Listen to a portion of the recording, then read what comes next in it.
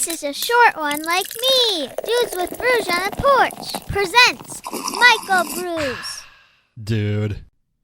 Craft Brews and Casual Conversations. Joined with us today, special guest, we got In Poor Taste in the program on the porch, you could kind of say. Sean joins us. How you doing? Doing good. How are you? Thanks for having me, Drew. Yeah, no problem, man. I'm doing well.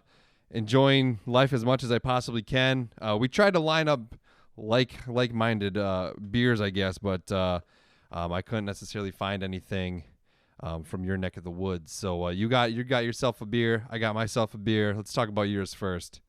Yeah. So this is Sean from In Poor Taste, by the way, just to introduce myself after you introduced me already. For sure. But just not to be confused with Eric if you listen to our show, and I already know you don't because we have one listener.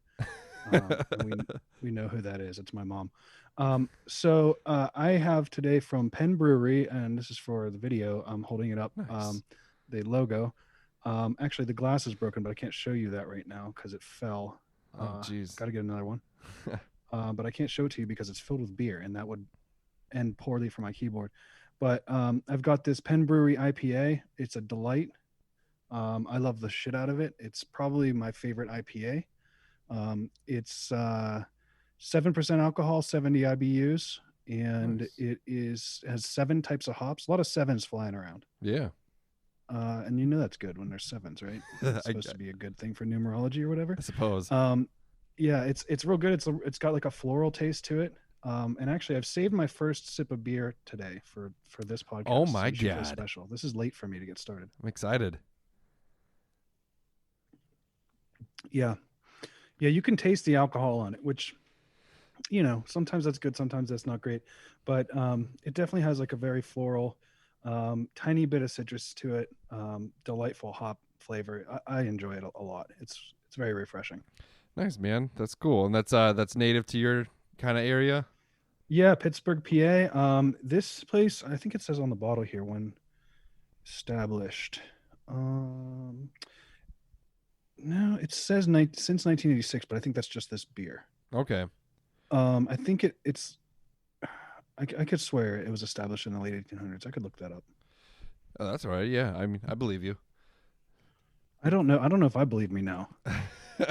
Pittsburgh has a lot of good stuff. I don't know what kind of music you listen to, but I listen to a couple, Pittsburgh bands and stuff like that. So it's a lot of exciting stuff. But while you're looking up your information, My keyboard. yeah, I'm drinking. Oh, I was wrong. 1986. I was fucking way off. 1986. I thought it was older. I thought it was older than that. Anyway. carrying on. Sorry, close enough cut to you off.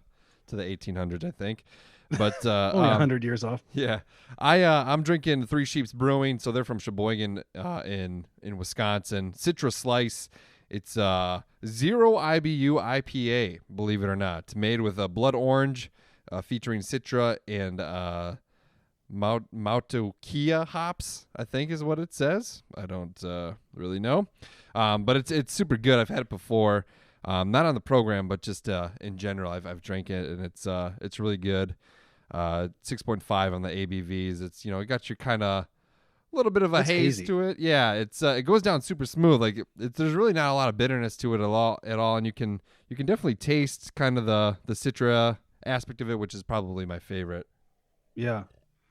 Huh. It looks delightful. It almost looks like a glass of orange juice from here. That's my favorite. Like when my children are convinced I'm drinking orange juice for breakfast. Like that puts me in a good spot.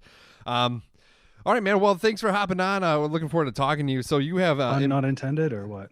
what's that? Oh, hopping Hopping on? on? No, but it is a good one. A good pun there. You're on. So you host In Poor Taste. It's kind of a sketch comedy, kind of like a little bit of a variety improv type of podcast. Talk about it a little bit. You've come the closest to ever describing it that I've ever heard. Yeah. No, it's impressive to me that you got that much. I always struggle to describe it to anyone because it's just a fucking shit show of ridiculous proportions. Your episodes kind of feature, characters and everything like that. Do you have, I don't know what you mean. How do you develop We have guests. guests? Yeah. Yeah, they're all real people. Or like Those aren't characters. or like I don't say like maybe not characters, but sketches and stuff like that, or just Yeah, no, all the people that are on our podcast, like Bill Lawyerson and Don Wrinkle and all those people, they're real people that are actually crashing our podcast. So I don't know what you're talking about. I mean, they don't sound at all like our voices slightly altered. So Okay, all right, a little offended that you would say that. I'm sorry. So you get these people on your podcast, and where I guess how did this come about? How did you develop the idea? You've been going on for 300 years. Yeah, for quite some time now. So One episode every 2 years. No, so it's it started because my buddy Eric and I would go to wing night, and we would just kind of crack each other up. And I've always wanted a podcast. I've been listening to podcasts since like before they were podcasts. Like I would listen to, I mean, if we want to really go back to it, when I was a kid, I used to record episodes of Space Ghost Coast to Coast on a like cassette player, a little boombox, and I would listen to them at night when I was going to bed. That and Dr. Kat's Professional Therapist. Okay, I'm not familiar with that one. You've never heard of that one? No, I'll have to check it out. Oh my goodness, it holds up. Professional comedian Jonathan Katz has in these comedians, and they like lie down on the couch and everything. Mm-hmm. There's like hardly any animation. Oh, H. John Benjamin. That's one of his first roles. Okay, cool. The guy does Bob's Burgers and Archer. Yeah. He's the son of John Benjamin. Nice. I'm sorry. He's the son of Jonathan Katz in the show. So, and it's mostly just them improvising when they're in their apartment together. And then, there's scenes where Sarah Silverman's sister plays the woman at the front desk, is the receptionist. And she's like, just doesn't want to be there, like doesn't want to do her job. She's fucking hilarious. And Dr. Katz has in these comedians that basically just do their sets on the couch, like laying down, like talking, nice. But they're doing like their stand-up sets. Yeah. It's real funny. Mitch Hedberg was on it. I mean, him. you name anyone that was famous in the 90s, they were on it. But also Mitch Hedberg, who's one of my favorite comedians. So yeah, he's great. Bring him up. That sucked. I wish he was still around because he'd have some funny shit to say for sure. Yeah, I actually got to see him live for $5 at my college, like 3 months before he passed away. Really? That's crazy. So yeah, it was nuts. He was so fucking great. All my friends were huge fans. So anyway, going back to the story here, we this is what I do. I go off on tangents. It's all good. Shut me up anytime. So we were having beers and making each other laugh, and I always wanted to have a podcast. I listened to Comedy Bang Bang when it was back when it was Comedy Death Ray Radio. It was like a fucking radio program, and I think that's like one of the first. I mean, people say Never Not Funny is like the first podcast, I think is what people say, but this thing is like goes back way long ago, 2006, 2007, something like that. Okay. And I would listen to MP3s that I would just load onto a fucking MP3 player. And there was no like streaming podcast situation. I would use Winamp.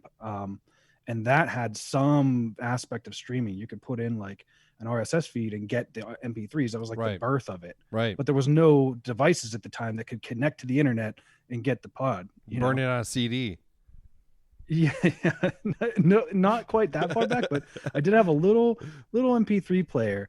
It was like an inch by an inch that I would carry with me and take it on my long commute and listen to that stuff. So I always wanted a podcast, and we thought we were funny. Yeah. Apparently we were wrong, but we wanted to do it, and we have fun doing it, and nobody listens to it. So. Hey man, I feel your pain. Damn it! What am I doing here?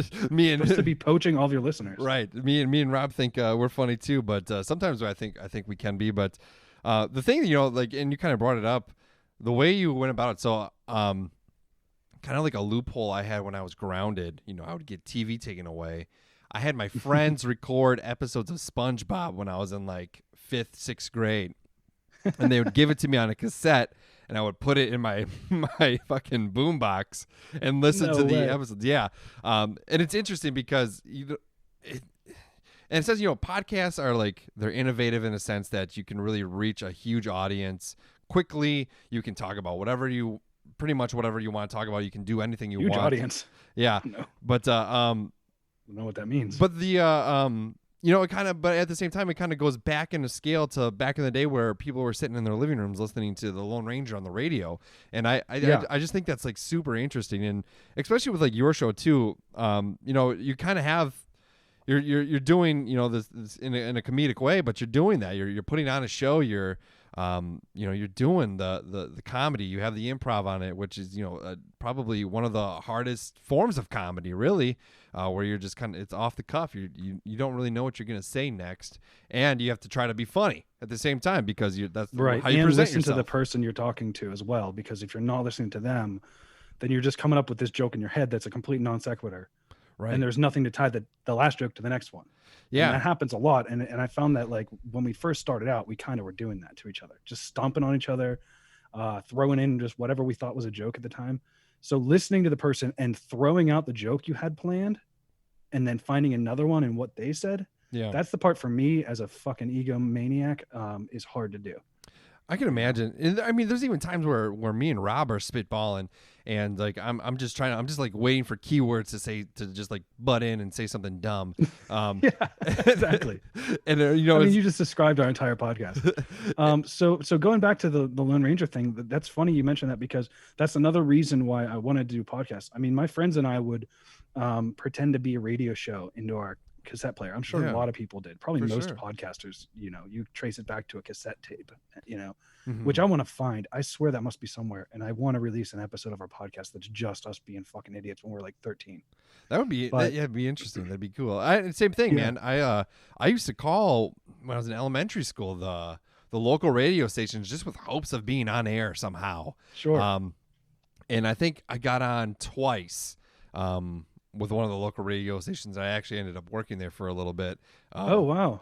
Yeah. That's cool. So it was, I was an intern there, and then there's actually two local radio stations in where I'm from, and I've worked at both.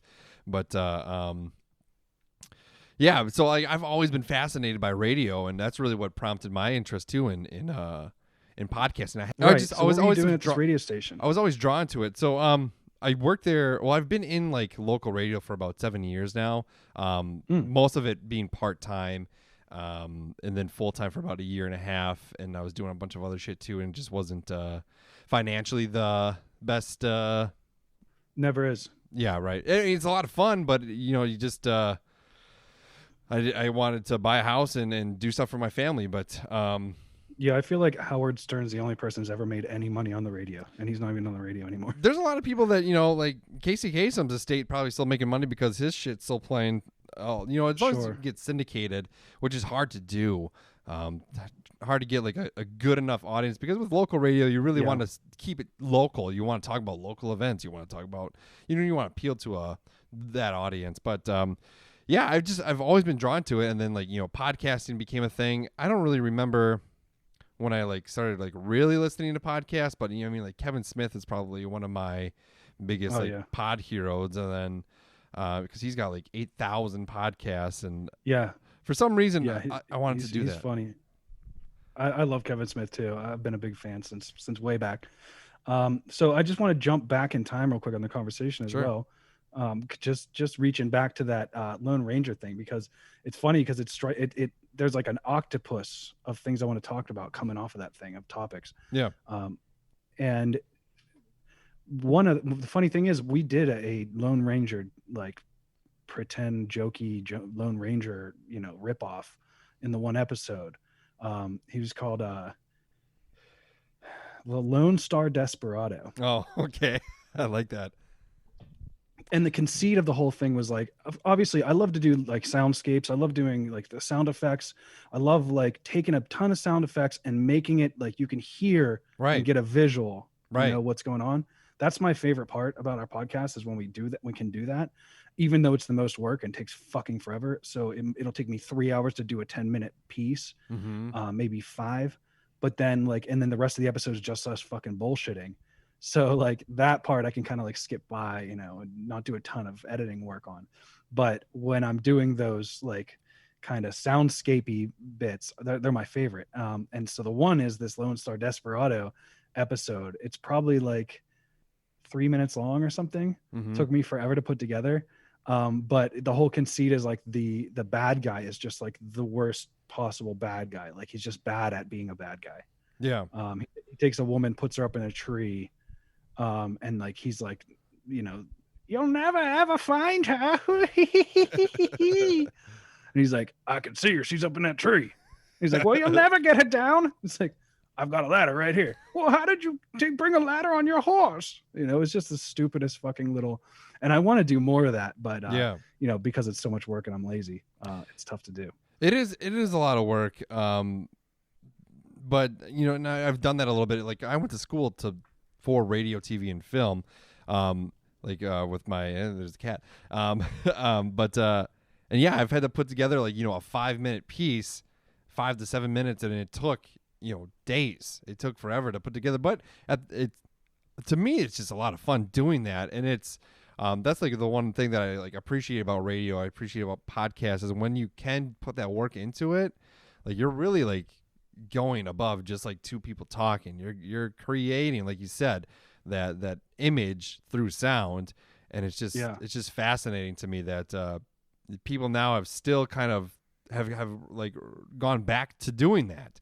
We have TV, we can watch the fucking Avengers and stuff like that, but still people like to listen to that audio story or that just like, or people BSing like this on their commute to work, or even sometimes, while they're doing the dishes, or even if they're just sitting on the couch. Like it's crazy to me, and I love it. Yeah.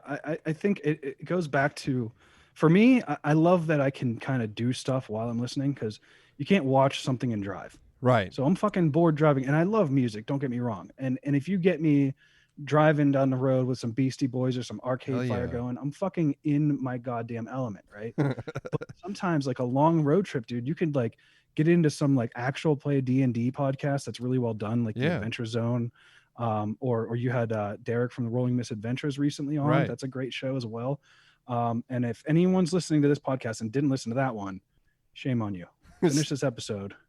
Listen to the other one. Go back. Two back. Yeah, do that. Yeah, do that. It's so great that you can get these, like, I mean, for me, I grew up as a reader. So, and I was reading books when I was a kid, and like the page would just kind of dissolve away. And then my brain would take over, and I would just see what was happening, like almost as though it was right in front of my eyes. Right. And I would like forget that there's a book in front of my face at all. And that's why it was so entertaining for me as a kid, because like I had like a very powerful imagination. So the same thing happens with podcasting. You get that imagination going, dude, and it's just like you're in your own little world, and it's fantastic. And with the sound effects, music, and everything else, and when people really put a lot into it, you get so much out of it. And it brings me back to like hearing that when television was invented, people are like, well, this is a fad. This is not going to stick around. Nobody's going to buy a television for their home. Right. They want to go to the cinema if they want to see a movie. Right.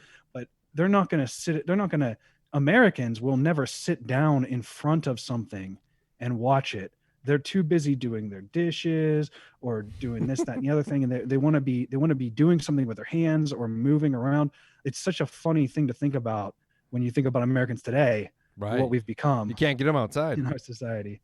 And it's like, we could never imagine Americans sitting down and watching something. You're tied to in front of your radio with a picture. That's stupid. So the same thing. Podcasts are coming back with that same idea that like you can, there's a lot more. I mean, people think of it as hipstery, but like a lot of DIY, a lot of like I want to bake my own bread and make my own beer and kind of get back into like this creation and doing things with your hands and taking pride in your work. And I think that's awesome. And then you can at the same time be listening to something that's, hilarious or thought-provoking or, both. Also creative. I mean, you're listening to people, whether it's, a podcast on how to bake bread or, or true crime or something. You're listening to people create. I mean, this in itself is a creative process, and even something with like that I've kind of been doing a little bit with branching out like or expanding the podcast is like my Substack. So I have a blog, a Dudes with Brews blog, and none of the stuff has really. I think one post there's only like maybe 4 posts so far, but only one was really related to an episode of the podcast. The rest of it is just like random thoughts or things that I want to and I want to work on writing a little bit more because I do, I don't know if you've ever tried stand up, but I do want to try stand up and just really, it's kind of just on the bucket list. I don't want to live in that fear. And then if I tank, but I want to work on writing, work on putting words together to try to make people chuckle a little bit. And it's different with writing it versus performing it. But I want to try to be better at both. Yeah, for sure. I've thought about, I always consider myself a funny person. I can make people laugh. Yeah. But I never really wanted to do the work that is involved Me in too. being a stand-up comedian. It's so much work. It is. And you have to fucking be on all day long. You got to be, spending a few hours a day writing jokes. And our podcast is improv because I'm not going to fucking sit down and write something.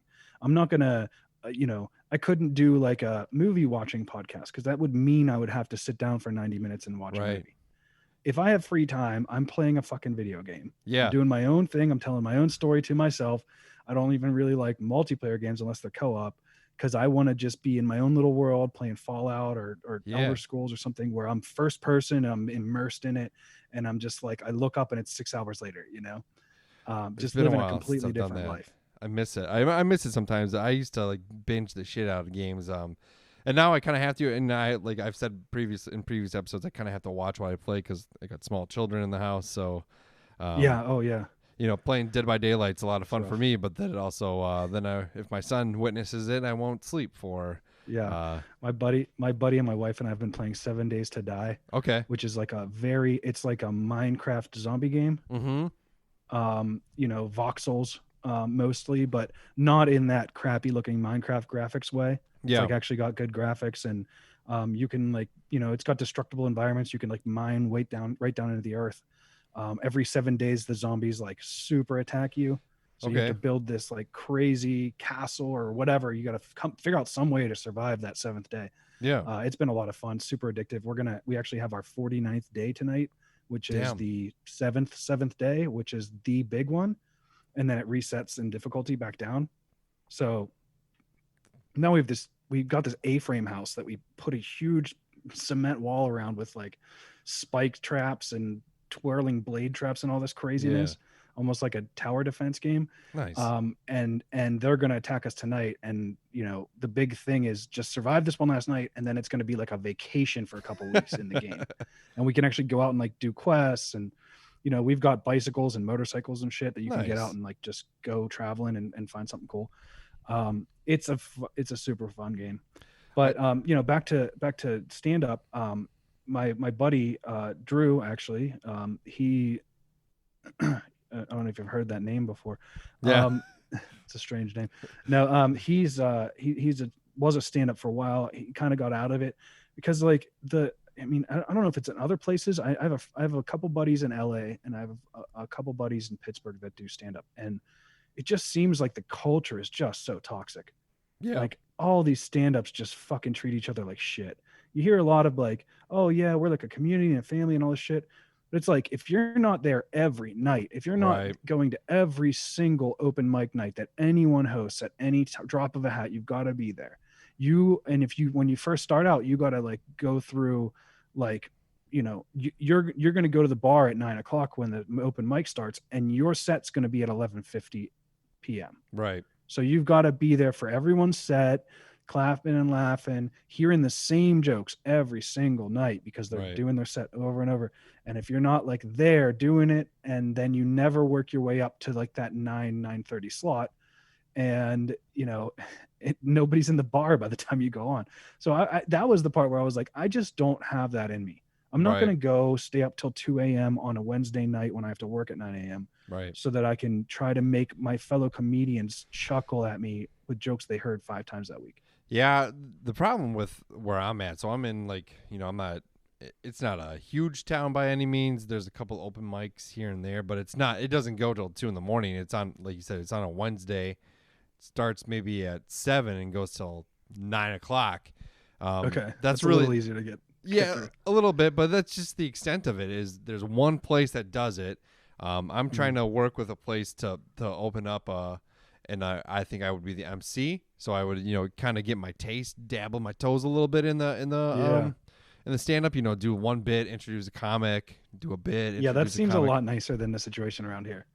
Yeah, it's interesting because there's one guy in our community who is an elementary school teacher. He was actually at the elementary school I went to. He does stand up now on top of teaching, but the dude is hilarious. And he did it, he started doing it when he was 50. He's always been a funny guy, and he just started doing it, and he's like really kind of gained some popularity, at least locally. I'm not sure where all he's performed, but I know he's performed outside of the city. But he's super encouraging, and he's like, if you go to those open night things, he goes, yeah, you got a joke, like come up and just say it, just try it. So that's unfortunate to hear that it's pretty toxic. I can see how it is toxic. Maybe that's probably maybe closer to the story in like the Milwaukee area, or big city. Yeah, something like that, because just around here, there's just not really an opportunity to do it. I would have to go to Madison, or I'd have to go to Milwaukee, maybe Appleton, to do an open mic in which I'm driving over an hour to get there. Oh, geez. To perform 5 minutes, and like you said, to perform at 2:00 in the morning. Yeah, that's part of the grinding process. I get that, but at the same time, I do turn to the podcast even to kind of work bits a little bit and see like what makes Rob laugh. Like if Rob laughs or something like that, I can kind of make a mental note of, hey, when I said this, like I could turn this maybe into a bit. Ultimately, I want to put together like 5 minutes and just give it a shot at an open mic sometime soon. Yeah, go for it, man. I mean, it's got to be cathartic as fuck. That's the part that I always wanted. Like, I love getting a laugh. Mm-hmm. I was always the class clown. When everybody cracks up at what you said, it's the fucking greatest feeling ever. It really is. It's just such a drug.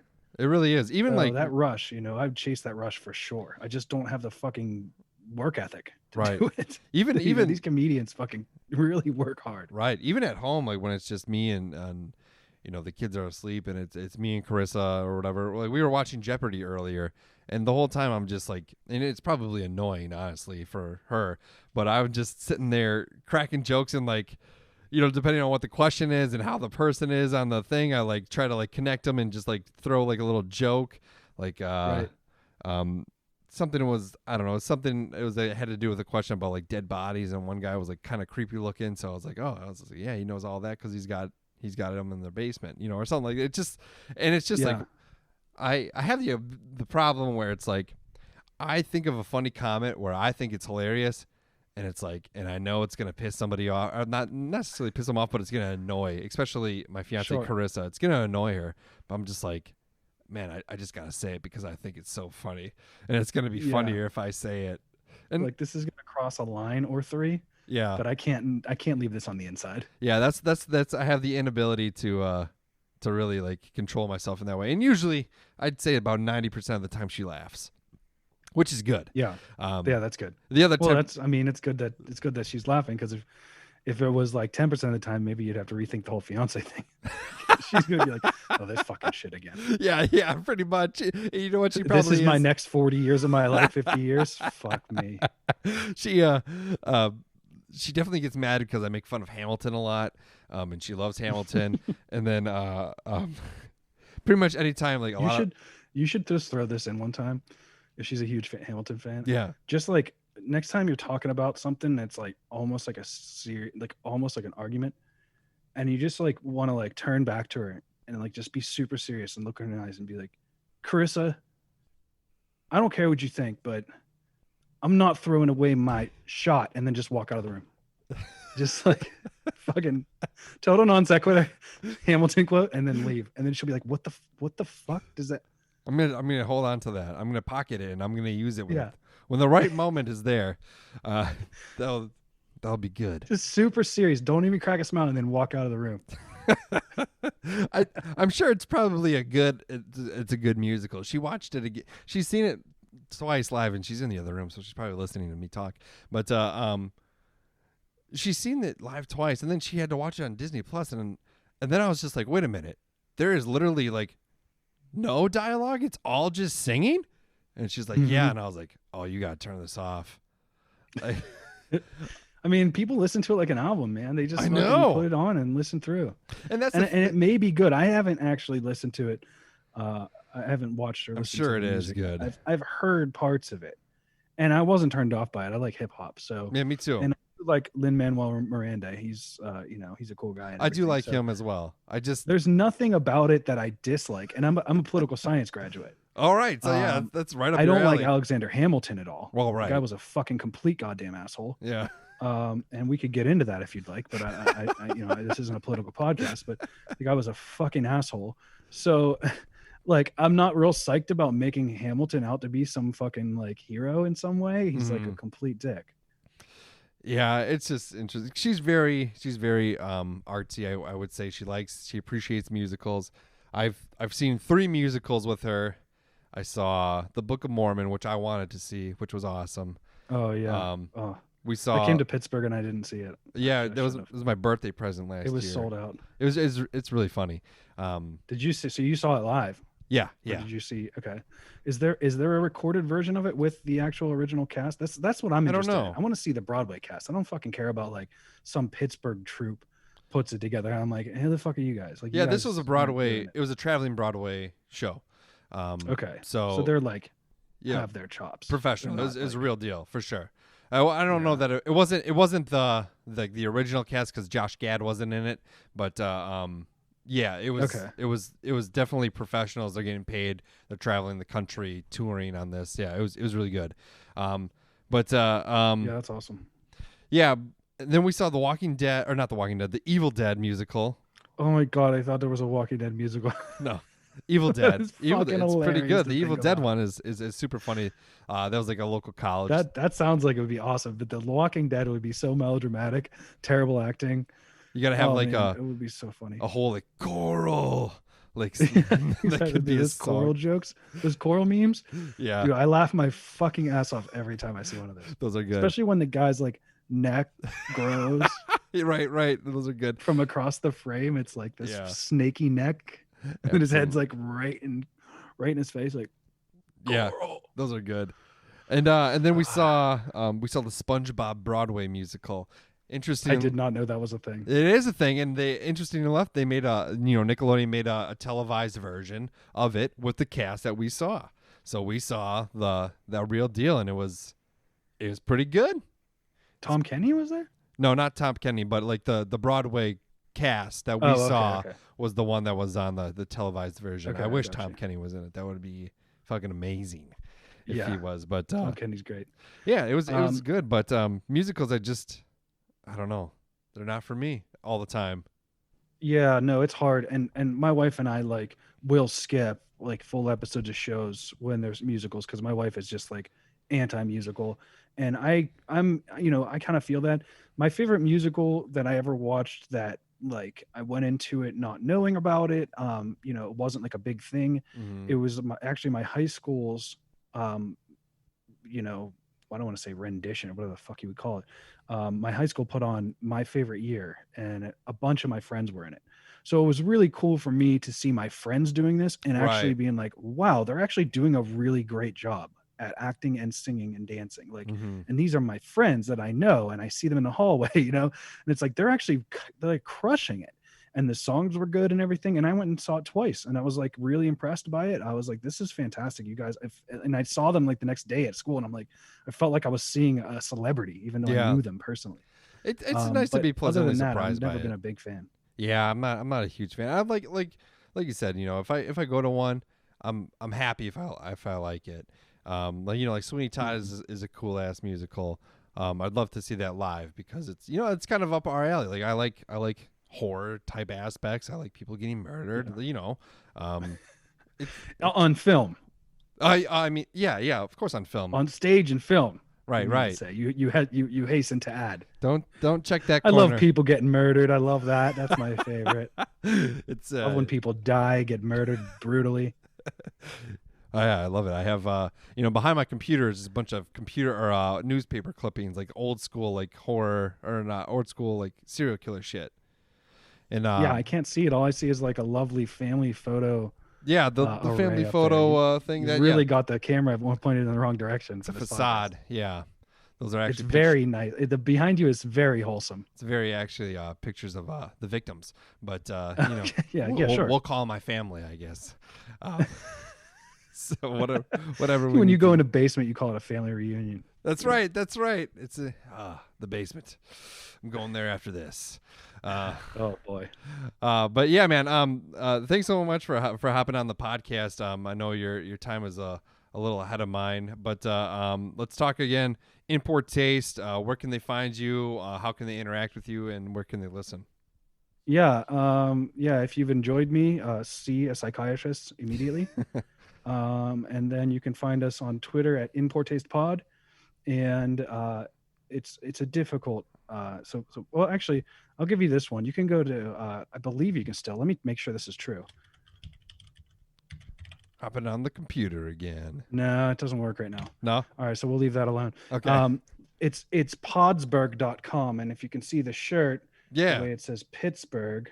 Yeah. Right? Am I doing that the right way? Yeah, you got it. Imagine Podsberg, right? That's right. Because I was gonna make a podcast network, and then remember how I said earlier how I don't try? Yeah. I was gonna do the same thing. Do extra work. I was gonna do the exact same thing, and I didn't. So instead of pit, well, that's my nipple. It's Podsberg, BURGH.com. That's where our podcast can be found. I think you have to put the W's because Podbean's kind of lame. Yeah. So, like, if you don't put the W's, you won't make it there. Mm-hmm. Look for the crotch cumber. It looks like a pickle. It's a crotch cumber. Okay. Yeah. We I kind of know you're in the wrong place. little side note. Same thing. Like I have Pew Pew Audio. Because my last name is Glazer, and some people get like, well, just hear the laser part, so they used to always just make laser noises at me. So that's how that came about. And you know how a really good name for a podcast network when you have to fucking explain it for 4 minutes like we just had to. So yeah, I had that, and at one point in time, there, believe it or not, I think there was 3 or 4 podcasts on it, and Dudes with Brews is the only one that's still standing. So if you tune into our podcast, you'll double our listenership, so you'll feel really special. Oh yeah, because we have only one listener. Well, let's make it double. Let's get 2, maybe 3, 4, triple it. Whoa, slow down, buddy. I don't think our bandwidth can handle that. We pay very little for our hosting. Well, definitely, check out Import Taste. They put the work behind it, and they're providing you with comedy. Independent podcasts deserve to be recognized, and recognize them. God damn it! What was it again that you drank? What was the beer? This is a Penn Brewery IPA. I don't know if you can find it outside of Pittsburgh, but maybe not. Look for it. Penn Brewery IPA. It's real good. I'll have to check it out. I drank Three Sheeps Brewing Company Citra Slice, which I know you can't find anywhere else besides the great state of Wisconsin. That's the difficulty with microbrews, man. They're so delightful, but they're so local. They're everywhere, yeah. And a lot of times, I've talked to a couple people who like brew beer at the breweries. They're just like, we could distribute and try to compete with all the other local breweries in Minnesota or Illinois or something, but they just don't. They're not that size, and they make enough money because enough people in Wisconsin go there or buy their beer, and they can distribute it. And they're not making enough money that they can fucking ship this. It's beer. It's heavy. A lot of you have to put it on a truck and drive it, right. carefully to where it goes. You can't just fucking slip it in an envelope. Right. So it's hard to get that stuff to be distributed. And I understand that. Also because people have such pride in their local breweries that for sure. And most people that drink craft brew, maybe this is an overgeneralization, but I would imagine they're the kind of people that are like, oh, shop local, like for sure. For sure. Pride in the hometown and all that other stuff. So I try a little tough, everything. Come out to Pittsburgh, bring out the family. Yeah. Once you've make sure that you test negative a few times for COVID, and then come on out. Yeah, definitely. I would love to check out. I've never really been to that side of the world, so that would be a lot of It's a fun. cool town, man. We got a lot of great food. We put French fries on our sandwiches, French fries on our salads, French fries on our French fries. Well, that's what I like to hear, man. French fries and Yeah, beer. lots of good food, lots of good beer. Three different rivers, all converging. It's just a lot of like, there's just a little city and then just a ton of like nature. Awesome. If you go an hour outside of the city, you're in the middle of goddamn nowhere in the nature. So it's pretty cool. I really enjoy it. You know, a lot of camping opportunities, a lot of lakes. Yeah, I love it. Yeah, it's a pretty chill city. I'll definitely have to check it out. And also the home of Import Taste. That's right. The real reason we're here. So yeah, oh God, that's not a great reason. All right, man. Thanks a lot for hopping on. Drew. I really Thanks for having me. appreciate it. I really appreciate it. Had fun talking to you. So let's do this again. Yeah, absolutely. And you can come on our podcast. Hell yeah, I'm in. I can do. I know people. Sure. Yeah. Well, you have good audio. Otherwise, I wouldn't have invited you. Thanks, man. Yeah. Pew pew audio. Goodbye, everyone.